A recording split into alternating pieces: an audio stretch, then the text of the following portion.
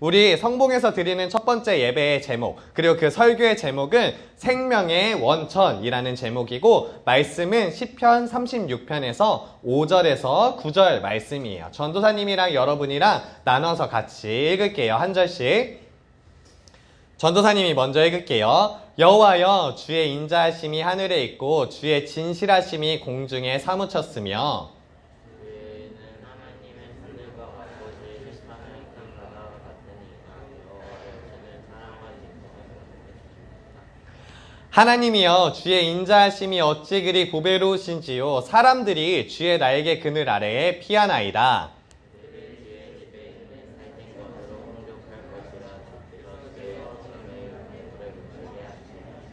같이 읽을게요. 시작. 진실로 생명의 원천이 주께 있사오니 주의 빛 안에서 우리가 빛을 보리이다. 아멘. 자, 여러분, 혹시 여러분들은 책을 좋아하나요? 별로 없을 것 같아요. 전도사님도 그렇게 좋아하지는 않지만 전도사님이 읽은 책 중에 한 가지가 있어요. 어떤 책이냐면 이기적 유전자라는 책이에요. 이 책이 어디서 나왔냐면 이 책이 되게 유명한 책인데, 여러분 혹시 스카이캐슬 봤나요?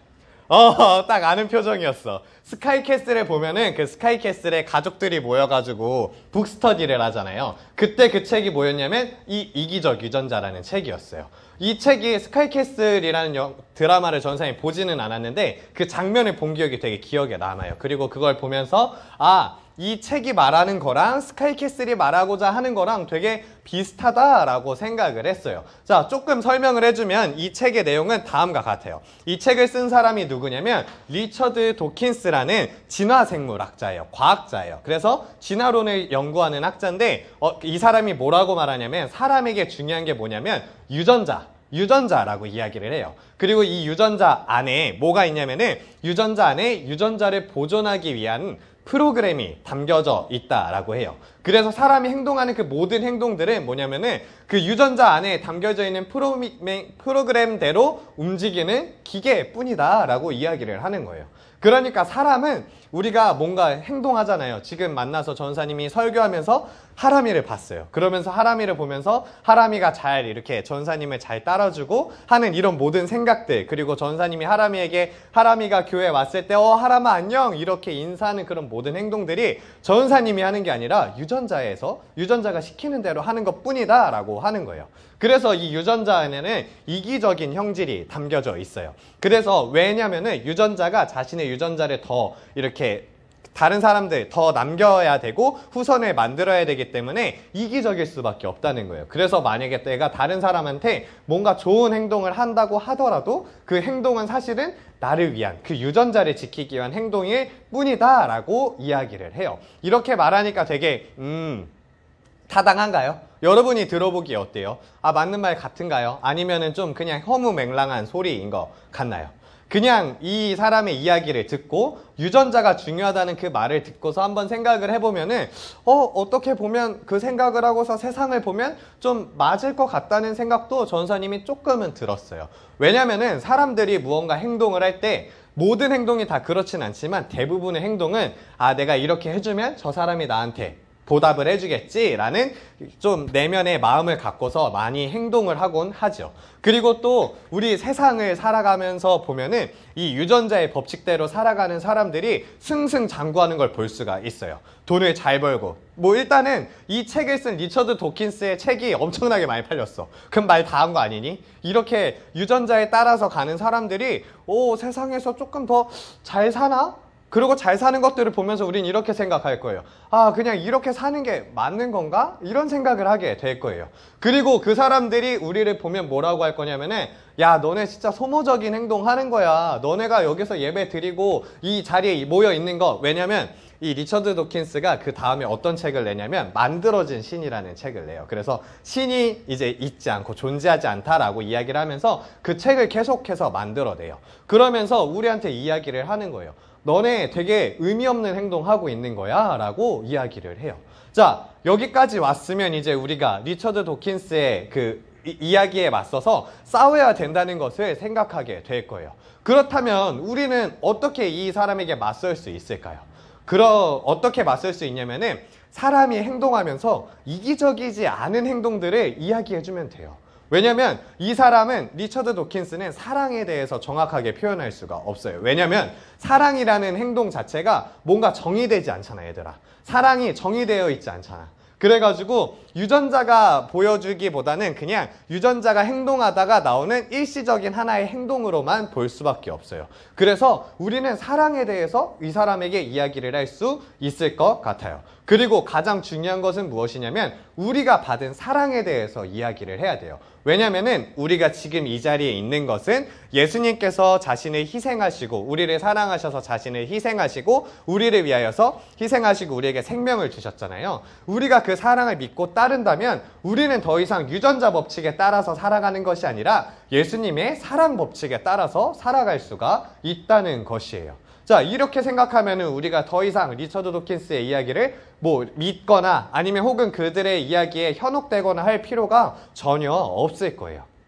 그런데 여전히 우리 삶 속에 문제는 있어요. 세상을 살아가다 보면 이런 법칙대로 살아가는 것이 더욱더 잘 살아가는 모습을 우리가 볼 수밖에 없기 때문이에요. 그래서 우리가 지금 교회 밖에 있는 사람들이 오히려 교회 밖에 있는 사람들이 우리보다 잘 사는 사람들이 많을 수도 있잖아요. 그렇죠? 그런 것들 보면서 우리 마음속에 어떤 생각이 드냐면 어떤 시기나 내가 제대로 살아가는 것이 맞는지 고민하게 되는 경우들이 여러분들 속에 굉장히 많을 거예요. 그런데 그런 생각은 우리한테만 있었던 게 아니라 성경을 쓴 저자들에게도 그런 생각이 있었다라는 것이에요. 오늘 본문이 시편 36편이에요. 우리가 잘 알듯이 시편을 누가 썼을까요? 다윗이 썼겠죠. 다윗이 썼는데 36편 오늘은 5절부터인데 1절부터 4절에는 무슨 이야기가 나오냐면 우리 밖에 있는 사람들을 보십시오. 이 사람들이 얼마나 악독한데 하나님을 모르고 살아갑니다. 이 사람들은. 그리고 자기 말이 다 맞다고 생각하면서 살아갑니다. 그런데 그 사람들이 우리보다 더 떵떵거리면서 살아가지 않습니까? 이렇게 하나님께 탄원하는 이야기가 나와요. 탄원시라고 이야기를 하는데 무슨 얘기냐면은 앞에 리처드 도킨스를 읽고서 보지는 않았겠지 당연히. 근데 삶 속에서 보면서 그런 생각이 들었을 거야. 우리 밖에 있는 사람들이 이렇게 잘 사는데 이게 맞습니까? 이렇게 하나님께 이야기하는 이야기들이 되게 많아요. 그 1절부터 4절이 그런 내용이에요. 그런데 이 이야기를 다 하고 나서 5절부터는 뭔가 갑자기 다른 이야기를 하기 시작하는 거예요. 그 이야기가 오늘 본문의 이야기예요. 다윗은 정확하게 알았던 것 같아요. 그 사람들, 교회 밖에 외부에 있는 사람들이 하나님을 모르고 살아가는 그 사람들이 자신이 원하는 대로 살아간다고 해도 하나님께서는 의로우시고 공평하시다는 것을 알고 있었던 것 같아요. 그리고 가장 중요한 것 무엇을 알고 있었냐면 하나님께서 우리를 창조하셨다는 것을 정확하게 알고 있었어요. 그래서 뭐라고 고백하냐면은 마지막 절, 오늘 마지막 절에 이렇게 고백해요. 전사님이 읽어줄게요. 진실로 생명의 원천이 주께 있사오니 주의 비단에서 우리가 빛을 보리이다 라고 이야기를 하고 있어요. 무엇이 주께 있냐고 하냐면 생명의 원천이 하나님께 있다고 고백을 하는 것이에요.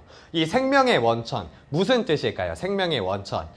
첫 번째로 생각할 것은 하나님께서 이 세상을 창조하셨다. 그래서 생명의 원천이 되신다라고 바로 생각하게 될 거예요.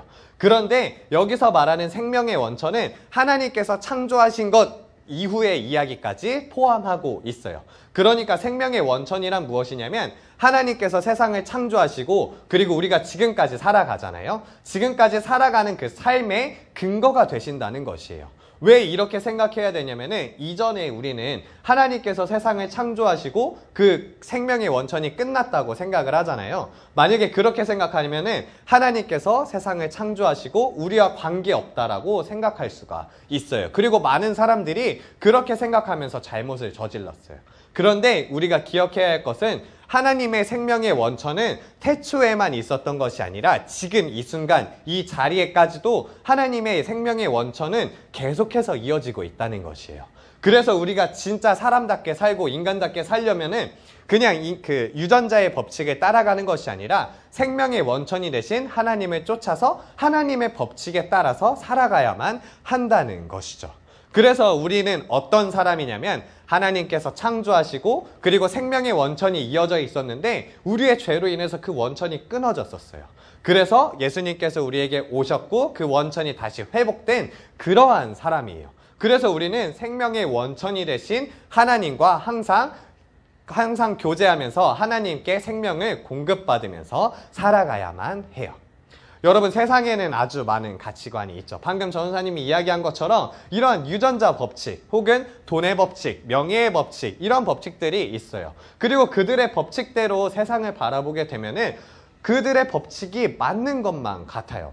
그런데 우리가 다시 한번 생각해 봐야 될 것은 그들의 법칙이 그들의 법칙의 기준이 잘못됐다는 것을 알아야 돼요.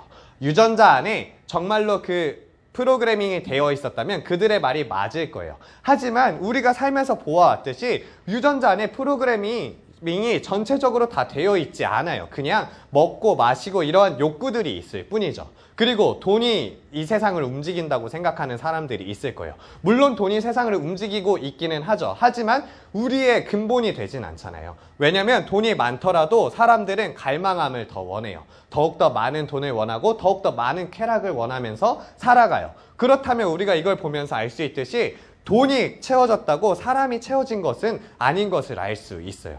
그렇다면 우리의 마음을 채우려면 어디로 향해야 될까요?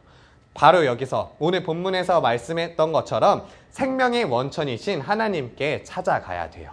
그래서 우리가 더 이상 유전자나 돈이나 명예나 이러한 법칙들에 믿고 살아가는 것이 아니라 하나님께서 생명의 원천이 되신다는 것을 기억하면서 살아가야만 해요.